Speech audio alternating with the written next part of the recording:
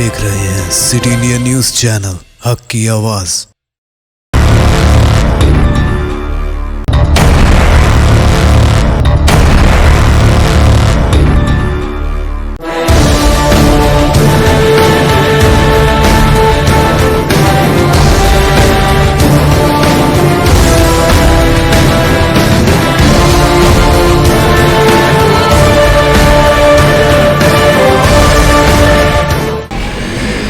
अस्सलाम वालेकुम नाज़रीन, सिटी न्यूज़ के प्रोग्राम गुफ्तगू में मैं मोहम्मद तखीर से आपका इस्तकबाल करता हूँ।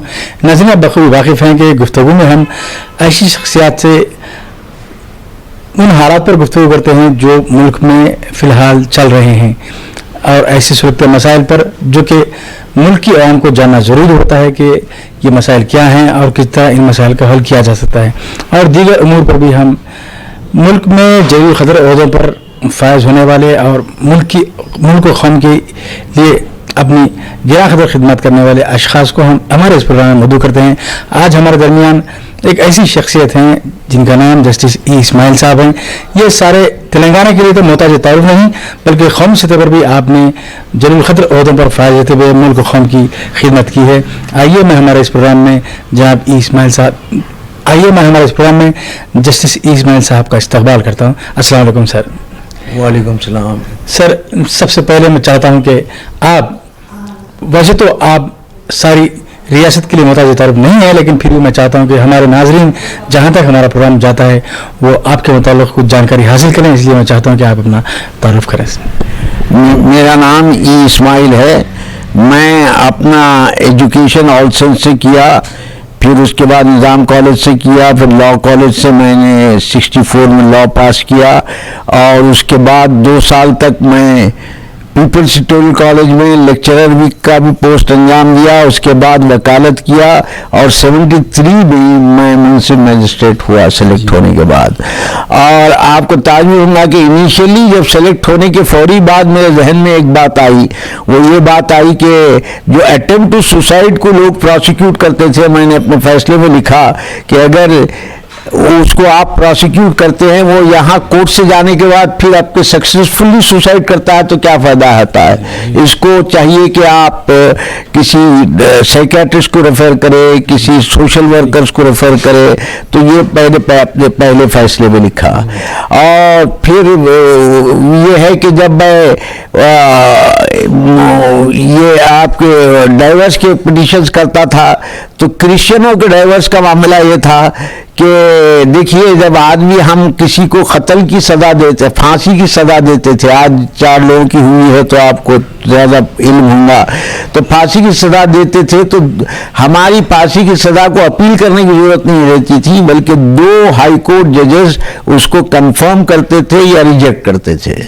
लेकिन अगर आप किसी क्रिश्चियन को अगर तलाक देते तो 3 जजेस बैठते थे हाई कोर्ट के। तो मैंने कहा कि ये आप उनके साथ अभी हमारी गुलामी की जहनीत नहीं गई। और मैंने अपने फैसले में लिखा और मैंने कहा कि ये करना वो असल उनके साथ तकलीफ दे है, लिहाजा उसके बाद फिर एक्ट अमेंड हुआ और फिर जो है अब वो डिस्ट्रिक्ट जज ही उनको तलाक दे सकता है, हाई कोर्ट जाने की जरूरत नहीं। कई काम अल्लाह ने मुझसे लिए, लेकिन ख़ास तौर पर मुझे याद आता है कि मैंने शुरू किया पहले लोक अदालत का मामला शुरू किया क्रिमिनल केसेस में, जो छोटे छोटे पेटी केसेस होते हैं उसमें क्रिमिनल का लिखा। और फिर ये जो चेक बाउंसिंग केस थे उसमें जो है कंपाउंडेबल नहीं था। कंपाउंडेबल यानी दोनों जो है सुलह कर सकते, ऐसी कोई नहीं थी। लेकिन फिर मैंने हाई कोर्ट को लिखा, फिर हाई कोर्ट ने वहाँ लिखा, फिर उस एक्ट को अमेंड किया गया। और एक ख़ास चीज़ मैं आपको बताऊं, मैं उम्मीद करता हूं कि पूरे वकला और हमारे जजेस और मजिस्ट्रेट्स भी इस बात को सुनिए। एक एक्ट है, उसको कहते हैं प्रोबेशन ऑफ ऑफेंडर्स एक्ट, यानी पहला जुर्म अगर कोई करता है और उसकी 7 साल के अंदर सजा है तो हत्तल इम्कान कोशिश ये करना चाहिए कि उसको वार्निंग दे के छोड़ना चाहिए। तो ये मैं जब MSJ था यहाँ पर यहाँ जब मेट्रोपॉलिटन सेशन जज, शायद मैं पहला माइनॉरिटी कैंडिडेट था आंध्रा के बनने के बाद जो मेट्रोपॉलिटन सेशन जज था, तो वहाँ کئی کیسز ایسے آتے تھے کہ بعض بچے جو ہے موٹر سائیکل لے لیتے اور جو ہے چلا کے کسی کی بھی موٹر سائیکل اٹھا لیتے. اس زمانے میں جو ہے ویسپا اور لامیٹائی ہوتی تھی, تو موٹر سائیکل اٹھا لیتے اور اس کو چلا کے پھر بعد میں چھوڑ دیتے تھے کہیں بھی, پیٹرول ختم ہونے کے بعد چھوڑ دیتے تھے. تو ان کو چاہیے یہ تھا کہ ان کو بجائے تو تمام مجسٹریٹ 2 سال 1.5 سال کی سزائیں دے رہے تھے. تو میں نے اپنے فیصلوں میں اپیل میں کہا کہ پروبیشن آف افینڈرز ایکٹ کیا جائے. اس طریقے سے 30-40 بچوں کو میں نے نئی زندگی دی اور وہ کافی جو ہے اس سے خوش ہوئے, کافی بچے خوش ہوئے. تو یہ کافی کام جو ہے اس میں یہ ہے کہ آپ کو کافی سنجیدگی کے ساتھ کام کرنا پڑتا ہے. جو جج کا پیشہ ہے وہ یہ ہے کہ بے شک آپ انصاف کرتے ہیں, لیکن انصاف کرنے میں بہت سی چیزوں کا آپ کو خیال رکھنا پڑتا ہے. اور یہ کام کیا. اس کے بعد میں 2000 میں ریٹائر ہوا. ریٹائر ہونے کے بعد اس وقت کے جو چیف جسٹس تھے انہوں نے میرا نام ریکمینڈ کیا سینٹرل انڈسٹریل ٹریبونل. تو پھر میرے کو 2000 سے 2005 تک سینٹرل انڈسٹریل ٹریبونل کا جج مقرر کیا گیا, اور جو پورے آندھرا پردیش کے لیے میں تھا, اور اس کے ساتھ مجھے ناگپور کا بھی انچارج بنا دیے تھے. تو ہوتا یہ تھا کہ مہینے میں ایک بار ویزاگ میں 4-5 دن گزارتا تھا, تروپتی میں 2-3 دن گزارتا تھا, ورنگل میں 1 دن گزارتا تھا, اور ناگپور میں 4-5 دن گزارتا تھا. تو وہاں ایک خاص بات یہ دیکھنے میں آئی کہ یہ سنگارانی کالونیز میں ہوتا عموماً یہ تھا کہ اکثر لوگوں کو ڈسمس کر دیا جاتا تھا غیر حاضری کی وجہ سے, اس کی وجہ سے. تو میں نے وہاں کے جو بھی ہے مینیجنگ ڈائریکٹر ان سے ریکویسٹ کی کہ بھائی ایک میٹنگ کراؤ میرے ساتھ. تو پھر مجھ کو انہوں نے بلایا. پھر میں نے ان لوگوں کو سجیشن رکھا کہ بار بار لوگوں کو نکالنا, پھر ہم ان کو پھر واپس نوکری میں جو ہے آرڈر دینا, اس کے بجائے نوکری سے نکالنے سے پہلے ایک کاؤنسلنگ قائم کیجیے آپ. تو جو ہے آپ کے مینجمنٹ کی طرف سے 2 لوگ اور ان کے جو ہے اسٹاف کی طرف سے جو یونین ہوتی ہے یونین کی طرف سے, لیبر یونین کی طرف سے 2 لوگ, ایک ڈاکٹر, ایک سائیکیٹرسٹ. تو انہوں نے ایسا ہی کیا اور اس کی وجہ سے کافی لوگوں کی مدد ہو گئی. اور اسی طریقے سے اسٹیٹ بینک آف انڈیا میں بھی کافی نوکریاں دیے گئے تھے, لیکن بغیر کسی اطلاع کے, بغیر پوچھے کے دیے گئے تھے. تو سپریم کورٹ نے کہا ایسا نہیں دے سکتے. تو میں نے اپنے فیصلے میں لکھا کہ اب آئندہ جو بھی نوکریاں دیں گے تو فرسٹ پریفرنس ان لوگوں کو دیا جائے گا. تو ایسے کافی لوگوں کا فائدہ ہوا اور مجھے خوشی ہوئی. اس کے بعد جب میں پھر ریٹائر ہوا تو فوری ہمارے راجشیکھر ریڈی صاحب نے سبھاش ریڈی صاحب کو چیئرمین بنایا ہیومن رائٹس کا, اور ایک جسٹس پی کے راجو صاحب کو ممبر بنایا, اور مجھے بھی ممبر بنایا 5 سال کے لیے 2010 تک. تو پی کے راجو صاحب چونکہ ان کا وقت کم تھا تو وہ 1.5 سال میں ریٹائر ہو گئے, اور میں اور سبھاش ریڈی صاحب تھے. ہم لوگوں نے اللہ کے فضل سے بہت سا کام کیا, اور کافی کام ہم نے کیا. اور گورنمنٹ بھی بڑی میں خوشی سے کہہ سکتا ہوں کہ راجشیکھر ریڈی صاحب یا باقی ان کے جو بھی سکسیسر تھے انہوں نے ہمیشہ ہماری بات کو سنا. حد یہ ہے کہ مشیر آباد میں اب ہمارے لوگ ہماری بات کو نہ مانیں, یہ اور بات ہے. مشیر آباد میں جو چمڑوں کا کاروبار ہے اور یہ جو پلاسٹک وغیرہ کا کاروبار ہے, تو ہم نے جب گورنمنٹ کو کہا تو گورنمنٹ نے 10 ایکڑ زمین ان کو دور دی, لیکن وہ لوگ جانے کے لیے تیار نہیں ہوئے. تو اس میں گورنمنٹ کا قصور نہیں ہے, گورنمنٹ نے تو فوری کی. اور ایک آپ کو حصہ سناؤں گا تو آپ کو حیرت ہوگی. ایک بار سبھاش ریڈی صاحب نہیں تھے, وہ بہت کم چھٹی لیتے تھے, شاید اس دن نہیں تھے یا شہر کے باہر تھے.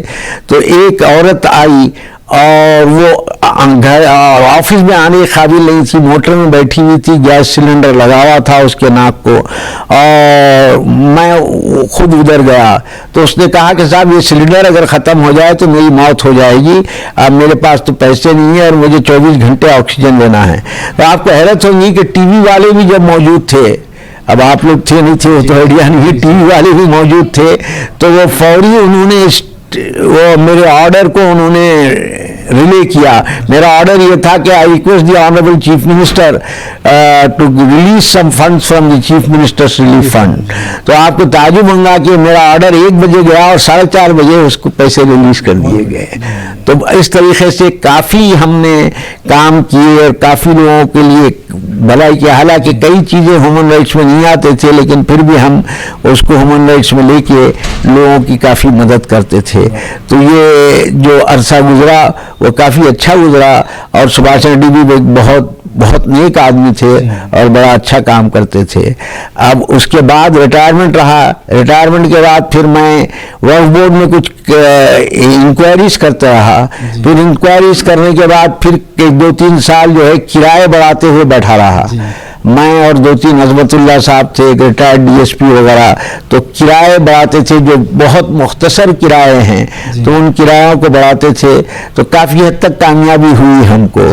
اس کے بعد اب 5 سال سے ہم مائنورٹی میرج کاؤنسلنگ جو محمود علی صاحب اور کے سی آر صاحب اور محمود علی صاحب کی خواہشوں سے اور عمر جلیل صاحب کی وجہ سے اس کو قائم کیا گیا اور آج تک یہ سلسلہ چل رہا ہے.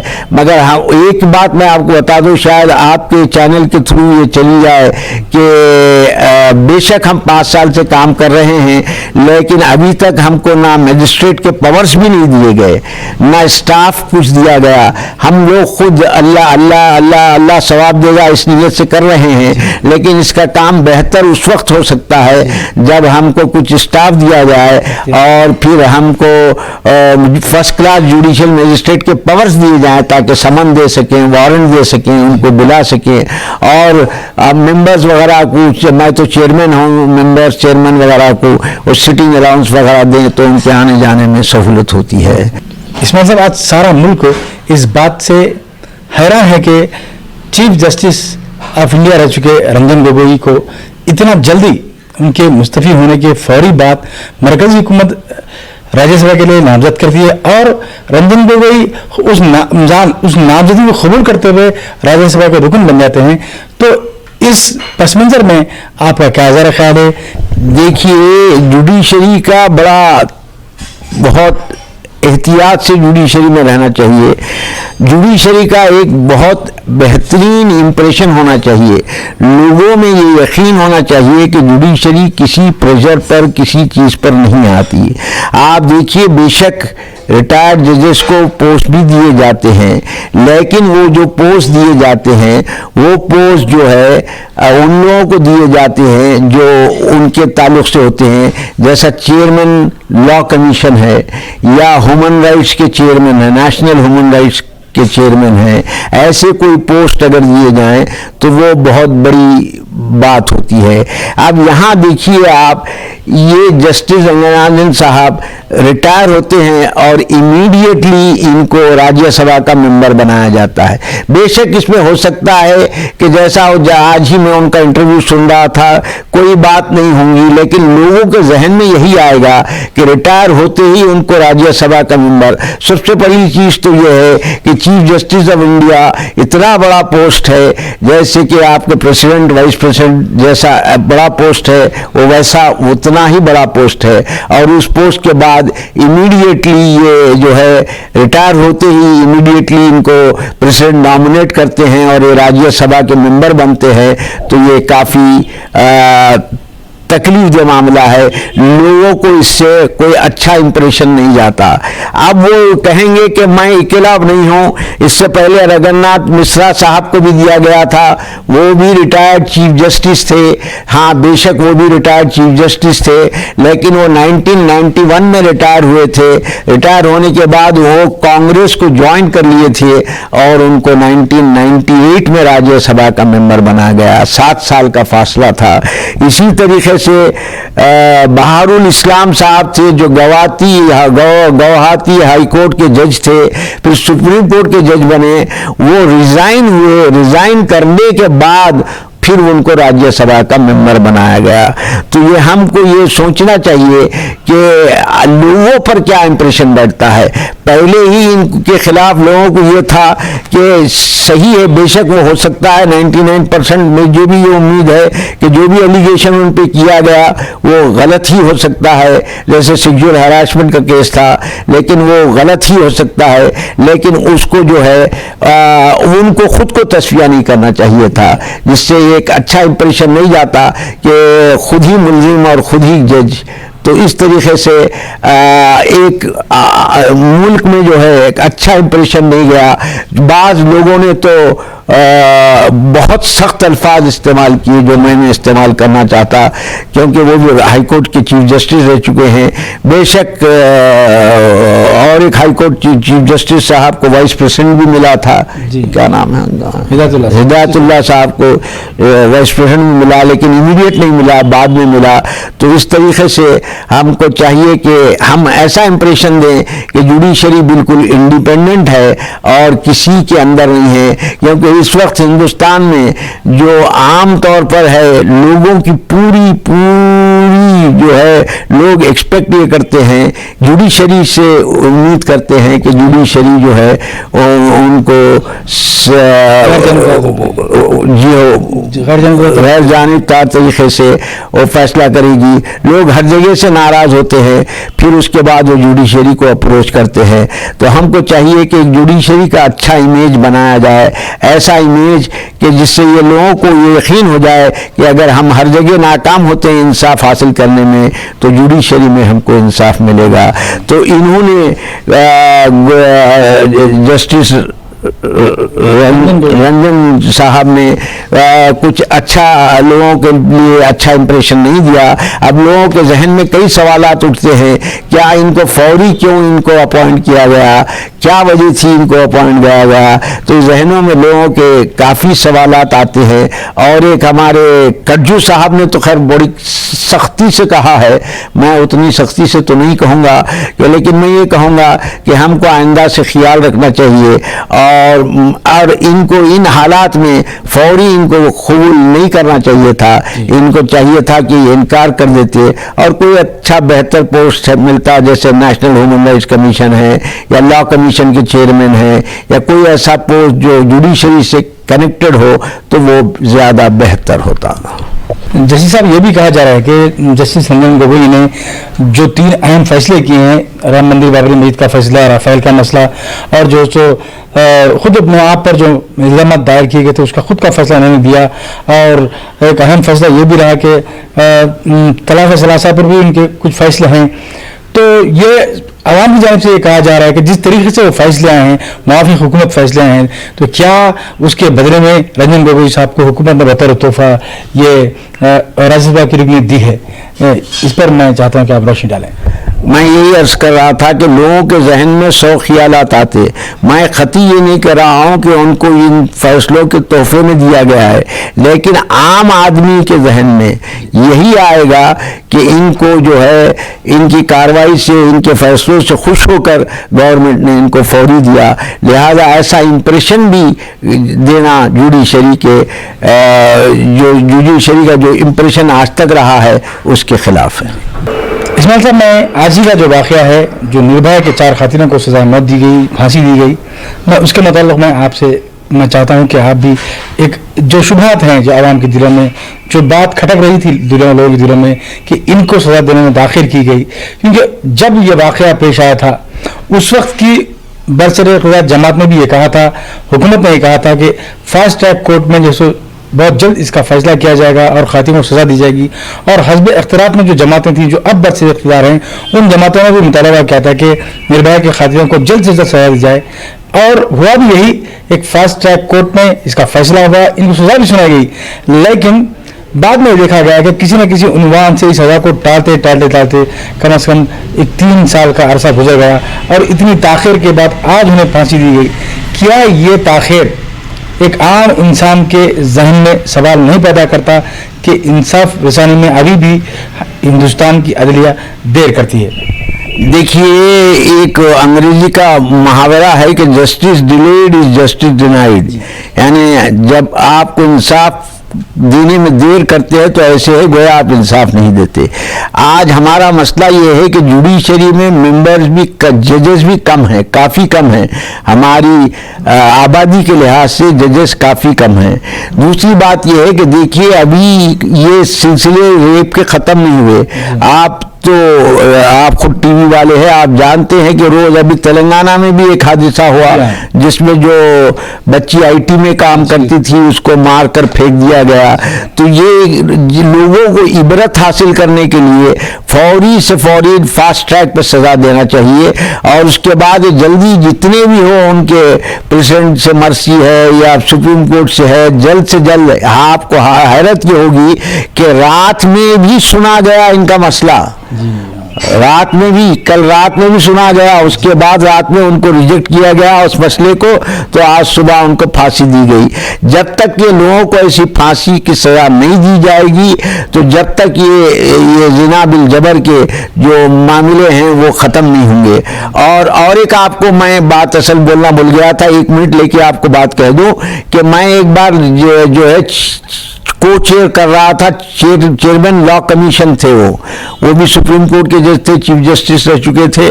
تو وہ جب میری تقریر سنے تو انہوں نے کہا کہ یار بڑی اچھی تقریر ہے, آپ مجھے کاپی دیجیے. اس میں میں نے کہا کہ ہیومن رائٹس کو آج کل استعمال کیا جا رہا ہے غیر انسانی حرکتوں کے لیے. لہذا آج آپ دیکھیے ہماری سپریم کورٹ بھی کہتی ہے کہ ہومو سیکسولیٹی الاؤڈ ہے, اجازت کے ساتھ بالغ رہیں, اور زنا بھی الاؤڈ ہے. زنا بھی اگر کوئی کرتی ہے بیوی کسی کی تو وہ شوہر کو حق نہیں ہے کہ ایڈلٹری میں اس کے خلاف کیس داخل کرے. پہلا تھا. تو آپ دیکھیے آپ تھوڑے دنوں کے بعد تو یہ کہیں گے کہ ننگے پھرنا بھی ہمارا حق ہے. اچھا, لڑکے لڑکیوں کی شادیاں ہو رہے ہیں, عورتوں کی شادیاں ہو رہے, تو ہم جو انسانی حقوق ہے ان کا غلط استعمال کر رہے ہیں. اور ہر جگہ ہم انسانی حقوق کی بات کرتے ہیں, لیکن بڑے بڑے ممالک جو ہیں وہ کافی انسانی حقوق کی پامالی کرتے ہیں. تو ہم کو چاہیے کہ انسانی حقوق کو صحیح طور پر سمجھیں, اور اس کی بنیاد جو ہے قرآن شریف ہے, اور حضور اکرم کا حجۃ الوداع کا خطبہ اس ہیومن رائٹس کی بنیاد ہے. جیسا اس کا مطلب آپ جو کہہ رہے ہیں کہ جس انسانی حقوق کے نام پر ان کی مرسی پٹیشنز کو بار بار سنا گیا, بار بار ان کی پھانسی کو ٹلایا گیا, وہ ایسا نہ ہوتے ہوئے انسانی حقوق کے استعمال کو نربھیا جیسی مظلوم خواتین کے لیے انصاف رسانی کے لیے فوری طور پر جو ہے سو انہیں سزا دیتے ہوئے انسانی حقوق کا صحیح استعمال کیا جائے. صحیح ہے, آپ جو بول رہے ہیں بالکل صحیح ہے, فوری سزا دیجیے. دیکھیے وہ آپ سوچیے کہ ان کی ماں اور باپ, ان کو جو ٹی وی میں بتایا گیا کتنے بے چین تھے اور ہمیشہ وہ تڑپ جاتے تھے. آپ سوچیے ان ماں باپ کا حشر جن کی جوان بیٹی کو اس طریقے سے, وہ بھی بس کے اندر اس حالت میں جو ہے جو ان کے ساتھ جو فیل کیا گیا اور پھر اس کو جان سے مارا گیا. ماں باپ کے لیے کتنا تکلیف دہ ہے. اب یقیناً آج بے شک ان کی بچی واپس نہیں آئی, لیکن ان کو سکون تو مل گیا اس بات کا کہ جو مجرم تھے ان کو مناسب سزا مل گئی. تو ناظرین, یہ تھے جسٹس اسماعیل صاحب. ہم نے آپ سے گفتگو کے دوران مختلف پہلوؤں پر بات کی اور آپ سے ہمیں بہت سی باتوں کی جانکاری حاصل ہوئی, جو جانکاری ہم ہمارے چینل کے ذریعے آپ تک پہنچا رہے ہیں. اب آئندہ اسی طرح گفتگو میں کسی اور مہمان کے ساتھ ملاقات کریں گے. تب تک کے لیے مجھے متخصص کو دیجیے اجازت. دیکھتے رہیے آپ کا اپنا پسندیدہ چینل سٹی انڈیا نیوز, حق کی آواز.